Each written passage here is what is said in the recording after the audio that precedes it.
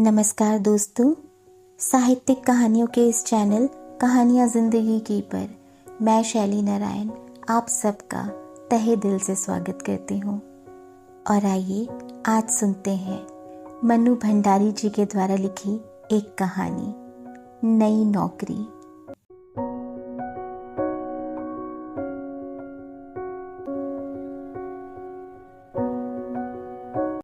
Tie की not ठीक करते हुए कुंदन आदेश देता जा रहा था।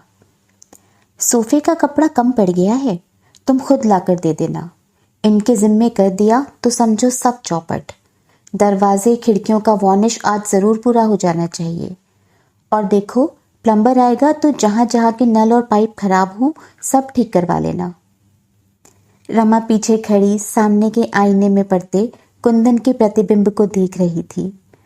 उसे लग रहा था नई नौकरी के साथ कुंदन की सारी पर्सनैलिटी ही नहीं, बात करने का लहजा तक बदल गया है। कितना आत्मविश्वास आ गया है सारे व्यक्तित्व में, रौब जैसे टपका पड़ता है। होठों के कोनों में चुरुट दबाए जाने से पहले इसने सारे घर का एक चक्कर लगाया। यह भी रोज का एक क्रम हो गया था। पीछे के बरामदे में दर्जी सोफे के कवर सिलाई कर रहा था। कुछ दूर खड़ा मिस्त्री छोटे छोटे टिनों में वार्निश तैयार करते लड़के को कुछ आदेश दे रहा था। कुंदन को देखकर उसने सलाम ठोका। अब्दुल मियाँ, आज काम पूरा हो जाना चाहिए, तुम्हारा काम बहुत स्लो चल रहा है। काम भी तो देखिए सरकार, समय चाहे 2 दिन का ज़्यादा लग जाए पर आपको शिकायत का मौका नहीं दूंगा। मैं साहब काम की क्वालिटी पर। अच्छा। कुंदन लौट आया। ड्राइंग रूम के पार्टीशन पर नज़र पड़ते ही कहा, इंटीरियर डेकोरेटर्स वालों के यहाँ फ़ोन ज़रूर कर देना, यह पार्टीशन बिल्कुल नहीं चलेगा। डिज़ाइन क्या बताया था, बनवा क्या दिया, रबिश। कुंदन गाड़ी में बैठा। रमा पोर्टिको की सबसे निचली सीढ़ी पर खड़ी थी। उसे लगा जाने से पहले एक बार फिर सारे आदेशों को दोहराएगा, पर नहीं। गाड़ी स्टार्ट करके खिड़की से ज़रा सा हाथ निकालकर हल्के से हिलाते हुए कहा, अच्छा बाय बाय। तो इसे ख्याल आया, यह तो उसकी आदत थी कि गाड़ी में बैठकर चलने से पहले वह नौकर के सामने बताए हुए सारे काम फिर से दोहरा दिया करती थी। तब कुंदन हंसता हुआ कहता था, बस भी करो यार, अब कितनी बार दोहराओगी, तुम इतनी बार कहती हो, इसी से वह गड़बड़ा जाता है। गाड़ी लाल बजरी की सड़क पर तैरती हुई फाटक से बाहर निकली और दूर होती हुई अदृश्य हो गई। रमा को लगा जैसे कुंदन उसे पीछे छोड़कर आगे निकल गया है, बहुत आगे, जैसे वह अकेली रह गई है। 1 महीने पहले वह भी कुंदन के साथ ही निकला करती थी। कुंदन उसे कॉलेज छोड़ता हुआ ऑफिस जाया करता था, पर अकेलेपन की यह अनुभूति तभी तक रहती जब तक वह पोर्टिको में खड़ी रहती। जैसे ही फ्लैट का दरवाज़ा खोलकर वह भीतर घुसती, लक दक फर्नीचर, शीशों के दरवाजे और खिड़कियों पर झूलते लंबे लंबे पर्दे, मिस्त्रियों की खटपट, नए नए डिस्टेम्पर और वार्निश की हल्की सी गंध के बीच न जाने कहाँ डूब जाती। काम की एक लिस्ट उसके पास होती जिन्हें उसे पूरा करना होता। काम करते मिस्त्रियों को देखना होता, मार्केट के 2-1 चक्कर लगाने होते, और यह सब करते करते ही शाम हो जाती। ट्रिंग ट्रिंग ट्रिंग ट्रिंग। फोन उठाकर उसने नंबर देखा। कौन? मिसेस बर्मन? कहिए कहिए, क्या खबर है? मिसेस बर्मन शिकायत कर रही थी, कॉलेज छोड़े महीना होने आया, एक बार सूरत तक नहीं दिखाई। Out of site? अरे नहीं। रमा ने बात बीच में ही काट दी। उसने थोड़ा सा झुककर कोहनी मेज पर टिका ली। उल्टे हाथ में पेंसिल लेकर वह फोन का संदेशा लेने के लिए जो पैड रखा था उस पर यूं ही आड़ी तिरछी लकीरें खींचने लगी। आज लंच के समय आओ ना, साथ बैठकर खाएंगे। तुम्हारे चले जाने से हमारा डिपार्टमेंट तो सूना ही हो गया।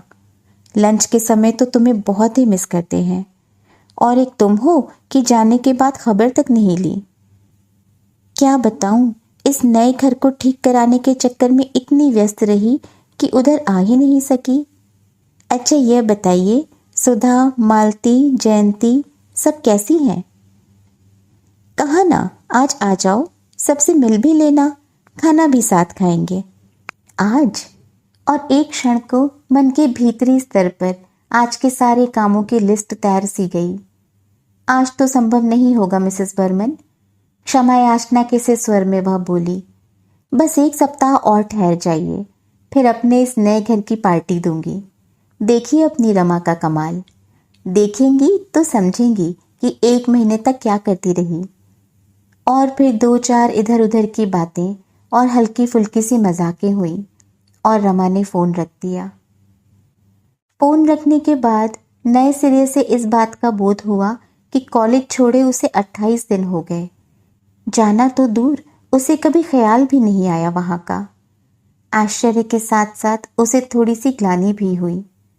वह क्यों नहीं गई, कैसे रह सके बिना गए। आज बर्मन का फोन नहीं आता तो पता नहीं और भी कितने दिनों तक उसे उधर का ख्याल ही नहीं आता। क्या सचमुच वह बड़े अफसर की बीवी बन गई है? उसे मजाक में कसा हुआ जयंती का रिमार्क याद आया। एकाएक मन हुआ कि अभी चल पड़े, एक बार सबसे मिल ही आए। मना करने के बाद पहुंचकर वह सबको प्लेजेंट सरप्राइज देगी। उसने रसोई में जाकर 10-12 आलू के पराठे और चाट तैयार करने को कहा। ये दोनों चीजें वहां सबको बहुत पसंद थीं। सारे डिपार्टमेंट में वह और मिसेस बर्मन ही विवाहित थीं। बाकी सब कॉलेज हॉस्टल में रहती थी और अच्छी अच्छी चीजें खाने की उनकी फरमाइशें बनी ही रहती थीं। उसे अपनी फेयरवेल पार्टी की याद आई। 10.5 साल की सर्विस थी। प्रिंसिपल ने अनेकानेक शुभकामनाओं के साथ फूलों के बड़े से गुलदस्तों के बीच पार्कर पेन का एक सेट रख कर दिया था। मिसेस चोपड़ा, आप इसी पेन से अपनी थीसिस पूरी करिए। जब भी वापस काम करने का मन हो, बिना किसी संकोच के चली आइए। यहाँ आपका हमेशा ही स्वागत है। उसके डिपार्टमेंट की सभी लेक्चरर्स गाड़ी तक छोड़ने आई थीं। भाई रमा जी, कॉलेज भले ही छोड़ दीजिए, पर लंच के समय खाना लेकर जरूर आ जाया करिए। तो उसकी नम आंखों में भी हंसी चमक उठी थी। तब उसे कुंदन की बात याद हो आई थी। तुम वहां पढ़ाने जाती हो या खाने? फोन पर भी जब तुम लोगों की बातें होती हैं तो खाना ही डिस्कस होता है। उसने केवल उन लोगों से ही नहीं कहा था, बल्कि मन में भी सोचा था कि लंच के समय वह कॉलेज चली ही जाया करेगी। आखिर उसे भी तो अपने को कॉलेज से एकदम काट लेने में काफी कष्ट होगा। इस तरह धीरे धीरे तो फिर भी। तो क्या कुंदन ने ठीक ही कहा था? कॉलेज छोड़ने का निर्णय लेकर वह चुपचाप रो रही थी और कुंदन उसे समझा रहा था। मैं कह रहा हूं, तुम्हें कतई अकेलापन नहीं लगेगा। तुम जरा भी कमी महसूस नहीं करोगी। Rather you will feel relieved. कितना स्ट्रेन है तुम पर आजकल। कुंदन को एकाएक विदेशी कंपनी में इतनी बड़ी नौकरी मिल जाएगी, इसकी आशा औरों को चाहे रही भी हो, कुंदन को बिल्कुल नहीं थी। डॉक्टर फिशर से पिछले 8 साल से उसके संबंध थे, विशुद्ध व्यावसायिक संबंध। उनकी प्रशंसा और सद्व्यवहार को भी वह व्यावसायिक औपचारिकता से अधिक कुछ नहीं मानता था। पर 10-12 दिन तक केवल जश्न ही मनाया था रमा और कुंदन ने। पैसे की उसे इतनी लालसा नहीं थी, पर मारवाड़ी कंसर्न का काम उसके टेम्परामेंट के बिल्कुल अनुकूल नहीं था। रमा इस नए माहौल से नितांत अपरिचित नहीं थी। क्लब, डांस, डिनर, कॉकटेल, यह सब वह बचपन से देखती आई थी, पर बस देखती ही आई थी। उसमें अपने को कभी खुला नहीं पाई थी। डॉक्टर फिशर ने कुंदन को नौकरी ही नहीं दी थी, धीरे धीरे वे उसकी सारी जिंदगी का पैटर्न भी तय कर रहे थे। उसे 2-3 क्लबों का मेंबर बनना पड़ा। आए दिन दूसरी कंपनियों के बड़े बड़े अफसरों को एंटरटेन करना पड़ता। विदेशियों को हिंदुस्तानी खाना खिलाने के बहाने उसे घर में भी बड़ी बड़ी पार्टियां करनी पड़ती। और 3 महीने पहले उसे कंपनी की ओर से यह फ्लैट मिल गया। उसने सोचा वह अपने इस नए घर को निहायत ही ओरिएंटल ढंग से सजाएगा। विदेशियों के लिए तो यही नवीनता होगी। पर घर के लिए नया फर्नीचर बनवाने, चुन चुनकर चीजें खरीदने के लिए दोनों में किसी के पास भी समय नहीं था। कुंदन चाहता था यह काम रमा को करना चाहिए, उसकी रुचि बहुत अच्छी थी, यूं भी यह काम उसी का था। फिर उसकी सुरुचि और सुघड़ता के तो हल्ले भी थे मित्रों के बीच में, पर रमा के पास समय ही नहीं रहता। सवेरे उठकर वह बंटी को तैयार करके स्कूल भेजती, फिर खुद तैयार होती। तैयार होते होते ही वह नौकर को आदेश देती जाती, सारे दिन का काम समझाती। नाश्ता करते करते वह अपना लेक्चर तैयार करती। तैयार तो क्या करती, बस सूंघ भर लेती। फिर 9 बजे कुंदन के साथ ही निकल जाती। 3 के करीब वह लौटती, थोड़ा आराम करती और फिर शाम की तैयारी। बाहर नहीं जाना होता था तो घर में किसी को आना रहता था। रात 11 साढ़े 11 पर वह सोती तो थककर चूर हो जाती। कुंदन को उस समय हल्की सी खुमारी चढ़ी रहती। कहता, डोंट बी सिली, पार्टी में कैसे थक जाती हो? गाड़ी में बैठकर जाती हो, खाना पीना हंसी मजाक इनमें भी कहीं थका जाता है। गाड़ी में बिठाकर ले आता हूँ। रमा तब केवल सूनी सूनी आंखों से उसे देखती रहती। मन की भीतरी परतों पर हिस्ट्री के वे टॉपिक्स तैरते रहते जो उसे कल पढ़ाने होते और जिन्हें वह जबरन ही दिमाग से बाहर ठेलने का प्रयास करती। कुंदन उसे बताता रहता कि डॉक्टर फिशर उससे कितने खुश हैं, कितना इम्प्रेस कर रखा है उसने। एकाएक ही उसे अपना भविष्य बहुत उज्जवल दिखाई देने लगा है। पता नहीं थकान के कारण या किसी और वजह से वह उतना उत्साह नहीं दिखा पाती तो कुंदन बिगड़ पड़ता। क्या बात है, देखता हूँ तुम्हें कोई दिलचस्पी ही नहीं है मेरे राइज में। You seem to be. क्या बेकार की बातें करते हो, मुझे नींद आ रही है। कभी कुंदन फोन पर कह देता कि ठीक 7 बजे तैयार होकर रहना, और आकर देखता कि वह तैयार हो रही है तो बिगड़ पड़ता। रमा, तुम्हें टाइम की सेंस कब आएगी?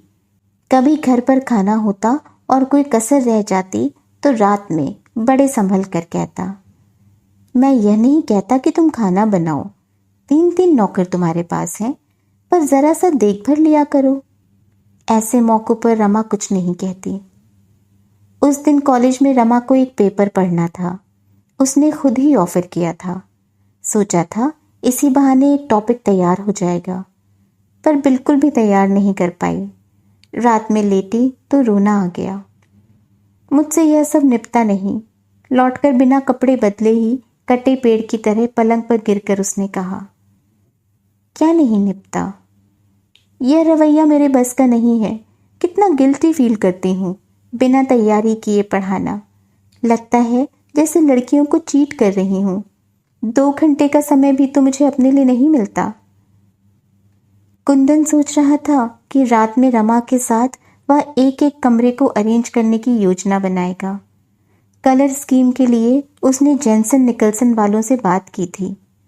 रमा की बात सुनी तो चुप रह गया। बंटी की रिपोर्ट देखी, हमेशा फर्स्ट आया करता था, इस बार 7th आया है। बगल में लेटकर रमा को अपनी ओर खींचते हुए कुंदन ने बहुत प्यार भरे लहजे में कहा, तो तुम उसे पढ़ाया करो। कब पढ़ाया करूं, तुम ही बताओ। शाम को 5 से 7 बजे का जो समय मिलता है उसमें वह खेलने जाता है। तो तुम ही बताओ मैं क्या करूं? बालों में हाथ फेरते हुए कुंदन ने बहुत ही मुलायम स्वर में पूछा। कल मुझे पेपर पढ़ना है। 15 दिन पहले टॉपिक मिला था, एक लाइन भी नहीं लिखी है। अब कोई झूठा बहाना ही तो बनाना पड़ेगा। कुंदन की उंगलियां बालों पर से उतरकर गालों पर फिसलने लगी। 10 साल पूरे हुए। 6-8 महीने में अपनी थीसिस सबमिट कर देती तो मेरा सिलेक्शन ग्रेड में आना निश्चित ही था, पर ऐसी हालत रही तो। और रमा रो पड़ी। दूर कहीं कुंदन के कानों में डॉक्टर फिशर के शब्द गूंज रहे थे। जनवरी में जर्मनी से डायरेक्टर आने वाले हैं, हमें यहाँ का सारा काम दिखाना होगा। एक नया प्लांट बिठाने की भी योजना है, उसके लिए कुछ रिस्पॉन्सिबल लोगों की ज़रूरत होगी। Some smart young man. Business में सोशल कॉन्टैक्ट्स पे करते हैं। You will have to be very social. Kundan को इन बातों में हमेशा अपने लिए कुछ संकेत, कुछ आश्वासन मिलते। Luckily your wife. तुम मुझे छोड़ जाया करो, कोई ज़रूरी है कि मैं हर दिन तुम्हारे साथ ही जाया करूं? कुंदन कुछ देर उसे यूं ही सहलाता रहा, फिर एकाएक उसे बाहों में भरता सा बोला, तुम्हें छोड़कर आज तक मैं कहीं गया हूँ? जा सकता हूँ। ऑफिस के अलावा हमेशा हम साथ जाते हैं। तुम तो जानती हो कि तुम्हारे बिना मुझे कुछ भी अच्छा नहीं लगता। रमा खुद इस बात को जानती है। उसका विवाहित जीवन दोस्तों के बीच ईर्ष्या और प्रशंसा का विषय रहा है। समझ नहीं पाई क्या कहे। वह जब तक सो नहीं गई, कुंदन उसे प्यार से थपथपाता रहा था। मेम साहब, पराठे अभी बनेंगे? हैं? चौंकते हुए रमा ने पूछा।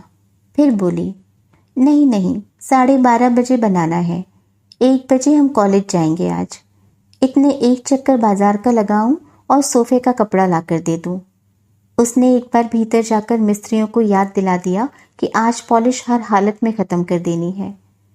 फिर अपनी डायरी देखी, बाजार से और क्या क्या सामान लाना है। कपड़े बदलने अंदर गई तो देखा नौकर ने रैक से सारी किताबें निकाल रखी थीं और पोंछकर जमा रहा था। इनमें से एक भी किताब उसने नहीं पढ़ी है। कुछ पर तो अभी तक अपना नाम भी नहीं लिखा है। कुंदन ने भी जोश में आकर एक दिन में इतनी ढेर सी किताबें खरीद कर सामने रख दी थीं। बात शुरू दूसरे स्तर पर हुई थी। कुंदन कॉलेज से लौटा ही था कि बिना किसी प्रसंग के रमा ने कहा, मैं कॉलेज छोड़ दूंगी। इस तरह काम करने से तो नहीं करना ज़्यादा अच्छा है। स्वर में ना कहीं तलखी थी ना शिकायत। बड़े सहज स्वर में उसने कहा था। कुंदन देखता रहा। यही वाक्य था जिसे उसने अनेक बार अनेक तरह से मन ही मन में दोहराया था, पर कहने का मौका नहीं मिला था। अब तो उसे यह और भी ज़रूरी लग रहा था, क्योंकि जनवरी तक उसे अपना सारा घर डेकोरेट करना था, ओरिएंटल स्टाइल पर। फिर भी उसने पूछा, क्या बात हो गई? कुछ नहीं। कुंदन को इस समय और बात खींचना अच्छा नहीं लगा। चाय का प्याला हाथ में लिए ही लॉन में निकल गया। कैक्टस की जितनी वैरायटी ला सकता था लाकर फाटक के दोनों ओर बड़ी खूबसूरत रॉकरीज बनाई थी, पर लॉन से वह अभी भी संतुष्ट नहीं था। चाहता था लॉन पर्शियन कारपेट में बदल जाए। रात में फिर वही प्रसंग चला। कुंदन उससे बचना भी चाहता था और जानना भी चाहता था कि रमा ने सचमुच ही यह निर्णय ले लिया है या फिर केवल कुंदन पर अपना आक्रोश प्रकट कर रही है। पर रमा ने केवल इतना ही कहा, अब निपटा नहीं, कल इस्तीफा दे दूंगी। स्वर के भीगेपन ने कुंदन को भी कहीं से छुआ जरूर, फिर भी सारी बात को एक हल्के मजाक में बदलने के लहजे में उससे कहा, छोड़ो भी यार, वैसे भी क्या रखा है एंशिएंट हिस्ट्री पढ़ाने में? चोल वंश, चेदी वंश के बारे में ना भी जानेंगे तो कौन सी जिंदगी हराम हो जाएगी। रमा चुप। इससे तो तुम खूब किताबें पढ़ो, मैगजीन्स पढ़ो, कुछ छुटपुट क्लासेस अटेंड कर लो, बंटी को पढ़ाओ, दुनिया भर के बच्चों को पढ़ाओ और अपना बच्चा नेग्लेक्ट हो। रमा चुप। कुंदन उस चुप्पी पर खींच आया, फिर भी अपने स्वर को भरसक संयत बनाकर बोला, तुम्हें शायद लग रहा है कि मेरी वजह से, इस नई नौकरी की वजह से तुम्हें अपना काम छोड़ना पड़ रहा है, पर यह तो सोचो मुझे ही इस नौकरी में क्या दिलचस्पी है, तुम्हारे लिए, बंटी के लिए।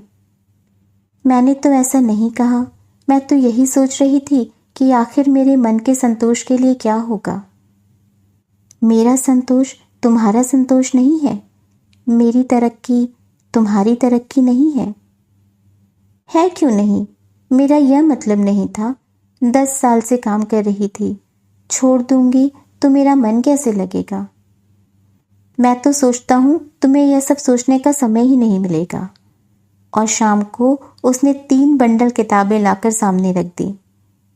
और सचमुच उसके बाद उसे यह सब सोचने का समय ही कम मिला। आज भी मिसेस बर्मन के टेलीफोन ने ही उसे कॉलेज की याद दिलाई, वरना सारे दिन गाड़ी में घूम घूम कर उसने घर का सामान खरीदा है। पर्दों के लिए उसने लूम वालों से यह तय किया कि 40 गज कपड़ा बनाकर वह उस डिज़ाइन को नष्ट कर देंगे, जिससे वैसे पर्दे और कहीं देखने को भी ना मिले। डिज़ाइन भी उसने खुद पसंद करके बनवाया था। राजस्थान की किसी रियासत का बहुत सा सामान नीलाम हुआ था। कितने दिनों तक वह वहाँ जा जाकर बैठी थी। पुरानी पेंटिंग्स, झाड़ फानुस और भी सजावट की छोटी मोटी चीज़ें उसने खरीदी थीं। आज दरवाज़ों का पॉलिश समाप्त हो जाएगा तो सारा सामान जमाना है। डायरेक्टर मुंबई आ गए हैं, अगले सप्ताह तक यहाँ आ जाएंगे। तब तक वह सब जमा लेगी। इंटीरियर डेकोरेटर्स वालों के यहाँ से एक आदमी बराबर आता रहा है। तभी उसे फ़ोन का ख्याल आया। लाइन एंगेज थी। वह बाहर जाने के लिए निकल ही रही थी कि टेलीफोन की घंटी बजी। रमा ने रिसीवर उठाकर अपना नंबर बोला। ओह, मैं सोच रहा था तुम कहीं मार्केट के लिए नहीं निकल गई होगी। बस निकल ही रही थी। सुनो डार्लिंग, लंच पर मेरे साथ एक साहब होंगे, यहीं के हैं। बहुत फॉर्मल होने की ज़रूरत नहीं है, बस ज़रा सा देख लेना। डेकोरेटर को फ़ोन किया था पर लाइन नहीं मिली, लौट कर फिर करूँगी। ओके। खट।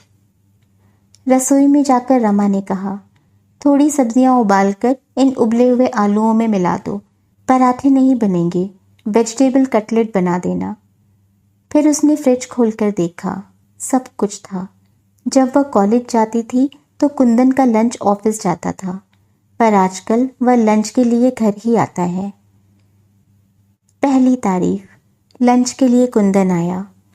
जब भी वह घर आता एक बार सारे घर का चक्कर लगाता, इस नई साज सज्जा को हर एंगल से देखता और उसके चेहरे पर एक संतोषमय गर्वयुक्त उल्लास चमकने लगता। कभी कभी इसी उल्लास में रमा को बाह में भरता हुआ कहता, यू आर रियली वंडरफुल।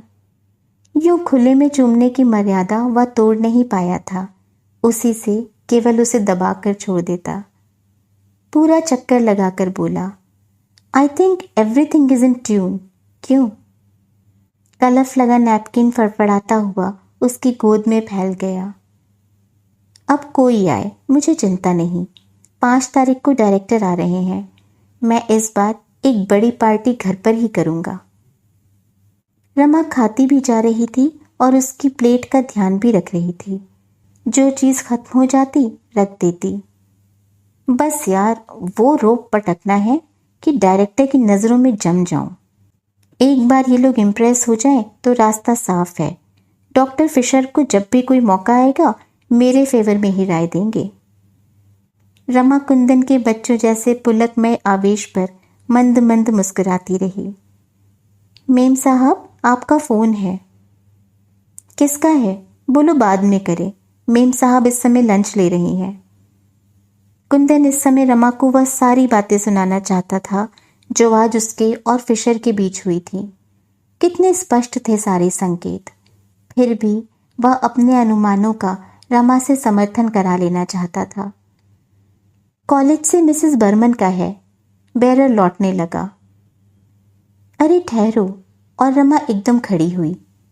बातें शुरू हुई तो वह भूल ही गई कि कुंदन खाने की मेज पर बैठा है और वह खाना बीच में ही छोड़कर आई है। अरे डार्लिंग आओ ना, तुम औरतों का भी बस एक बार चरखा चल जाए तो खत्म ही नहीं होता। रमा लौट ही रही थी। चरखा क्या, कोई इतने अपनेपन से बुलाए तो मैं ठीक से बात भी ना करूं, यह भी कोई बात हुई भला। अच्छा अब अपना खाना खत्म करो। तुम्हारा हो गया तो तुम उठो ना। नो, यह कैसे हो सकता है भला। खाने के बाद कॉफ़ी लेकर इजी चेयर पर आराम करते हुए कुंदन ने सिगरेट सुलगा ली और गोल गोल छल्लों के रूप में धुआं उगलता रहा। फिर रोज़ की तरह 5 मिनट के लिए आंखें मूंद ली। रमा अखबार पलटने लगी। अब चली। झटके से कुंदन उठ खड़ा हुआ। कोट उठाया तो तनख्वाह की याद आई। भीतर की जेब से नोट के 2 बंडल निकाले, एक बड़ा दूसरा छोटा। अरे यह क्या, तनख्वाह ले आए? आज क्या पहली तारीख हो गई? रमा को आजकल तारीख और दिनों का कुछ ख्याल ही नहीं रहता। ये आया बेरर और खानसामा के हैं। 80, 80 और 100। छोटा बंडल बढ़ाते हुए कुंदन ने कहा। रमा ने बंडल ले लिया। और यह तुम्हारा है, फिर जरा सा झुककर बोला। अब जो मुनासिब समझो इस गुलाम को 5 सिगरेट के लिए दे देना। और हंस पड़ा। रमा भी मुस्कुरा दी। Bye bye. और लाल बजरी की सड़क पर तैरती हुई कुंदन की कार रमा को वहीं छोड़कर आगे चली गई।